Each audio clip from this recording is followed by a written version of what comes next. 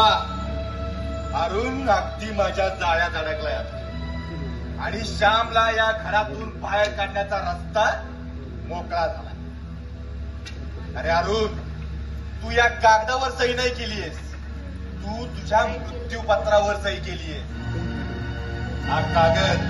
हा कागद जरी हलका फुलका वाटत असला ना, तरी यात या चौघांचं जीवन अडकलंय.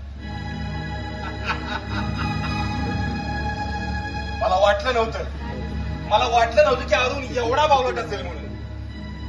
अरे बावळट माणसा, तू जिच्यावर प्रियसी म्हणून प्रेम करतोयस ना, ती रखेल या नागपालची.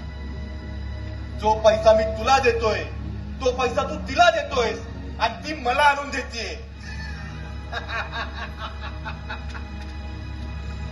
आता या कागदानं मी सगळ्यांची वाट लावणार, पण आधी सुरुवात शिल्पापासून.